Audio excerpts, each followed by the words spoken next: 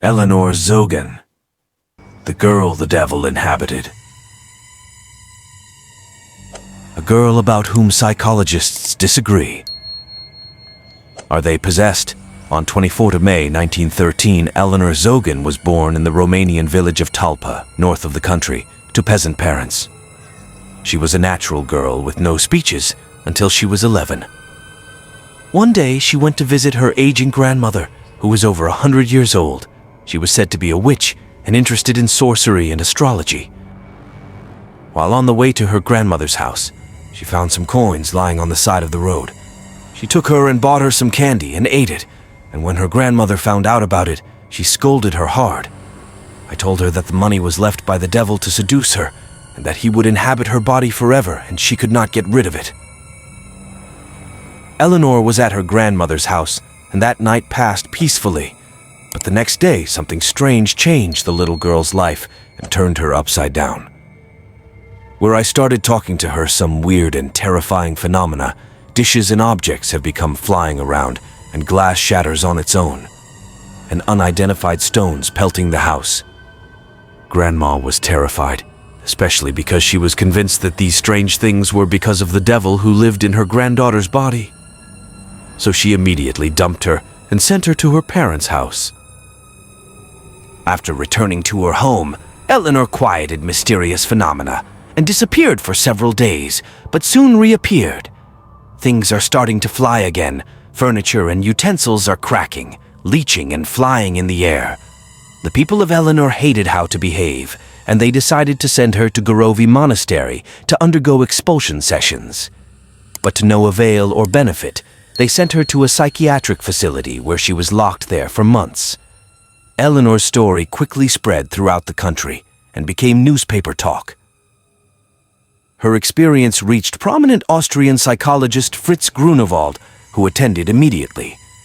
With the help of a journalist interested in the case, he managed to remove her from the sanatorium and return her to the monastery so that he could monitor and examine her well.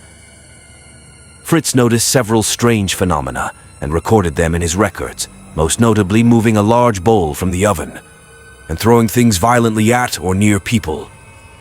These projectiles were suddenly appearing out of nowhere. One of the strangest and most violent phenomena was the slaps and blows that Eleanor was receiving on her face. She had mysterious cuts and scratches on her body. Unfortunately, Grunwald's work was not completed. In July 1925, he suffered a sudden heart attack and died. So Eleanor went back to caring for her neglected parents, who didn't give her enough attention, but luckily she found again who cared about her condition. This person was the Austrian Countess Zoe Wasiliko-Sariki, who had extensive interest and studies in psychology. When the Countess first visited Eleanor in Gorovi Monastery, she saw that she was neglected, she was dirty, scared, and troubled. The Countess examined the phenomena with Eleanor herself and authored a small book on the situation, which was subsequently published. She was able to take Eleanor after long negotiations with the monastery's administration, where she took her to live with her in her apartment in Vienna. After the transition, Eleanor was happy and psychologically stable and enrolled in hairdressing courses. Despite this psychological stability, the phenomena persisted with it, and the Countess was keen to record all the phenomena that occur with Eleanor, from flying objects and hurling them into the air and many strange phenomena. But the subsequent serious development is the physical attacks on Eleanor from this unknown entity or evil spirit. He would throw her on the floor, throw things violently at her, tighten her, and throw her out of bed. Things got worse when she started showing wounds, bites, scratches, and instilling needles on her body. On April 30th, 1926, Harry Price, a renowned psychologist, arrived in Vienna. He showed great interest in the case of Eleanor and visited the Countess's apartment several times. He had witnessed some phenomena himself, had seen scratches and bites on Eleanor's body, and had been convinced that such phenomena which occurred could not be explained by ordinary means. He therefore decided to bring the Countess and Eleanor to London to study the situation at the National Psychological Research Laboratory. It's a center he created and runs himself. They actually arrived in London and stayed for several months. Eleanor's visit received considerable attention from British newspapers at the time and made headlines. Eleanor is being tested and tested by some scientists. Eleanor spent several hours in the lab, sometimes alone, sometimes with the Countess, and the wounds and bites were visible while she was being monitored. Price recorded all the phenomena that occurred, after which Eleanor and the Countess left London for Berlin. In the early summer of 1927, as Eleanor reached her 14th year and the beginning of her menstruation, all those phenomena ceased and disappeared forever.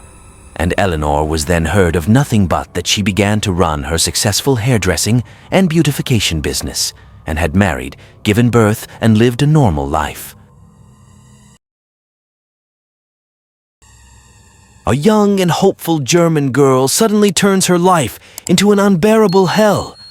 When evil spirits take away their soul and want it, it's Anneliese Michel. The girl who, in the eyes of some, became a saint who fought and triumphed over the devil. Her body was haunted by 6 or more lives. Anneliese Michel was born in the German province of Bavaria in 1952 to a religious Catholic family. She lived a normal life until the age of 16, when she suddenly showed some strange symptoms, like trembling and not controlling the movements of some parts of her body. So, her parents admitted her to the hospital for the necessary treatment, but her condition continued to deteriorate. She started watching the spectrums of straying faces staring at her and hearing terrifying voices and cries in her head telling her that she was going to burn in hell. During the psychotherapy sessions, Anneliese told her doctor that her body was haunted and that strange sounds began to order her to perform some work she did not want to do. But her doctor interpreted her speech as a mere hallucination that made Anneliese lose hope of medical treatment. She started seeking it through exorcism sessions. Her parents petitioned several priests to carry out an operation to remove spirits from her body. However, their request was rejected twice because the church had special criteria for admitting that someone had touched lives. One of the most important of these criteria or conditions is that a person manifests a deep dislike of religious symbols, or speaking in a foreign language he or anyone from his or her family has nothing to do with it, or to have strange superpowers. Anneliese's condition began to worsen even worse. She took a swearing and insulting her family members and bitten off those trying to approach her. She also began to refrain from eating because the spirit she inhabited prevented her from doing so.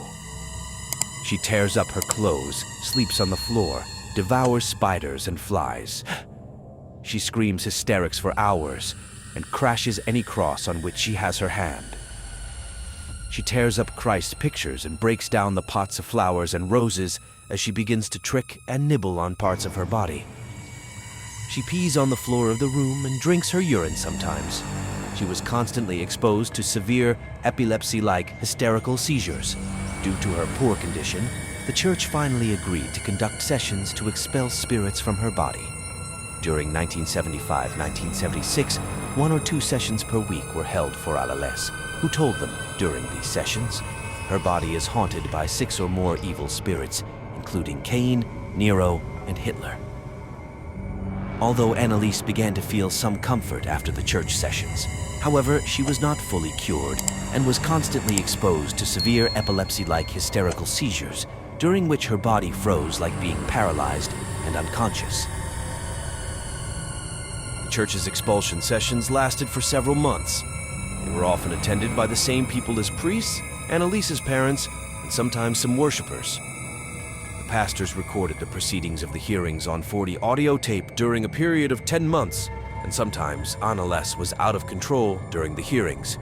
It takes 3 powerful men to take control of it, even though it is only 40 kilograms. Sometimes they had to chain her. The last hearing was on July 30th, 1976. During this period, Anneliese was completely exhausted as she had a lung and a high fever. She had become extremely vulnerable and diverted as a result of her prolonged reluctance to eat. Her last sentence during her last session was, "Beg for forgiveness." That evening, Annalise turned to her mother for the last time and said, "Mother, I'm afraid." And that was the last of her words when she died the same night.